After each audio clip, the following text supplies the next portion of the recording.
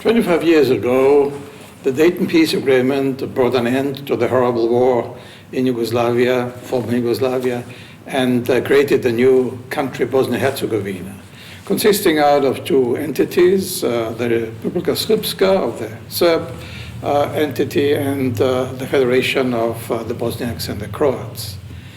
Still, in this country, ethnic divisions and ethnic criteria play a big role, a too big role, because many issues the country has, like many others, of course, like the environmental issue, the social issue, the employment questions, are far from being solved. The younger generation thinks differently. The younger generation thinks about these issues, which are important for their life, and which should be solved or nearly solved in order to create new opportunities for the young people also to stay in the country. We asked several of these young people to give their opinion. We asked people in Bosnia-Herzegovina, but also in Vienna, coming from the country, what their issues is, what their ideas and opinions for the future is. And we will also have in the coming weeks some 2 panel discussions in order to discuss the future of the country, because the future of Bosnia-Herzegovina is very important also for the future of the whole Western Balkan.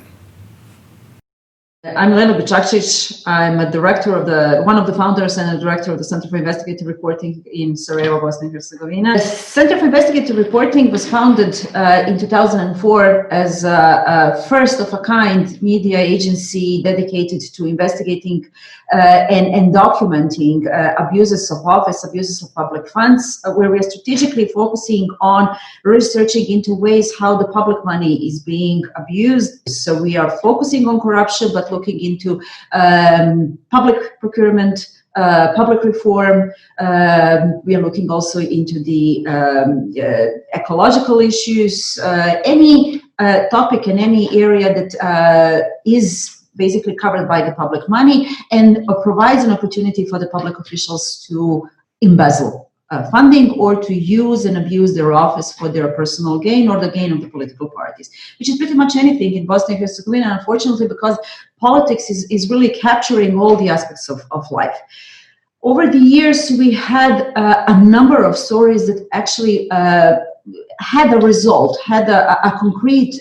change in the society, or at least has resulted in the judicial action against those that we have named in our stories that are actually committing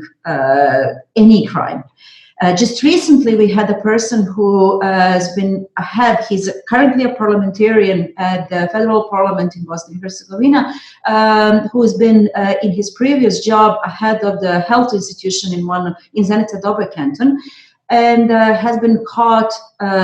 embezzling money for the political purposes. Now he's, after 4 years, his mandate in the health institution ended in 2016. 4 years down the road, he's now being sentenced to 4 years in prison, which is definitely a success on the side of investigative reporting, because we were the first to broke the story. We had a recent development in Brčko district after our research into embezzlement of public funding for civil society organization, media organization, associations, and others that are actually allocated from the budget of Brčko district and abused by one of the members of the assembly of Brčko district. That person has been arrested, investigation is undergoing, and prosecutors are solid that the case will have a positive outcome at the court. For a long time, we have dedicated our research into looking into assets of public officials, and more recently by judges and prosecutors. Despite the fact that the asset declarations are mandatory for both politicians running for elections on all cycles of elections in Bosnia and Herzegovina, and also judges and prosecutors that are that's part of the roadmap to EU, where the asset declarations of judicial officials are to be publicly available. None of those are actually publicly available for the citizens to look at and decide upon, people who are representing them in political life, or people who are deciding about their destiny in judicial processes. So we decided to have at that time, we actually thought that that is going to be just an exercise, but 10 years down the road, we are still looking at the asset declarations, and we are still finding politicians who are lying in their asset declarations that they are submitting to the Central Election Commission. Unfortunately, despite a proven record of success in terms of reporting on issues that are actually that are demonstrating that public officials are not accountable toward the citizens, are not transparent, and they're not honest in performing their duties. Still, they're managing to avoid the system. I will just give you a parallel with the similar case that was reported by the investigative reporters in UK and in Sweden. In both cases, parliamentarians were also lying about, or actually falsely reporting their expenses and receiving funding from the parliament for the expenses that they have not actually utilized. In both cases, both in UK and in Sweden, those parliamentarians that were actually reported about were dismissed by their political parties, because their political parties were definitely aware that that level of non-transparent and non-accountable performance of the members of the party will affect their results in the upcoming elections. Unfortunately, in Bosnia and Herzegovina, with the same case, with the same parliamentarians that were actually reported for the basically same fraud, nothing have actually happened, because they are still sitting in the parliament. Their political parties have not they have not executed any punishment for them. They have not been prosecuted because of the parliamentarian immunity. They are basically sitting in the same place where they were caught frauding the state or other administrative level in Bosnia and Herzegovina. That is a most absurd record of how little politics is responsible, how little political parties are accountable, and how little do they actually have any responsibility toward their voters and the citizens of this country, and how little and how long we actually have to go in terms of changing situation in Bosnia and Herzegovina on reforming the processes and reforming this country toward a democratic state, as Bosnia and Herzegovina is aspiring toward. CIN is not supported by the state. CIN is a non-for-profit organization that is receiving funding from international donors. We haven't ever received any funding from any state institution, or are not even seeking funding from the state, because simply we are not, based on our research and the results that we have in the research of more than 15 years of our existence, we are not really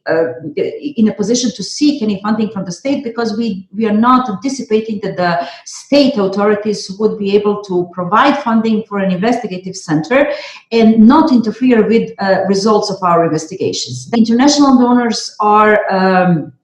willing at this point to fund investigative reporting organizations like ours, or independent media, because the space for independent media is shrinking. Media scene that is very much politically affiliated along the spectrum, both in terms of the ethnic division among the three ethnic constitutional groups, constituencies, or within political spectrum, where media outlets are basically affiliating with the specific political power centers or political options. In that context, there are only few media organizations, few truly independent media organizations in Bosnia and Herzegovina, and all of those are funded by the international donors, and all of those are functioning as non-for-profit organizations. The future of CIN is basically dependent on availability of international funding, is vested in the context of democratization of Bosnia and Herzegovina, to the point where the local authorities will recognize that independent media, independent investigative reporting and research is only contributing it's not a negative aspect, but it's a positive because it provides an insight into those aspects that are need to be reformed, rather than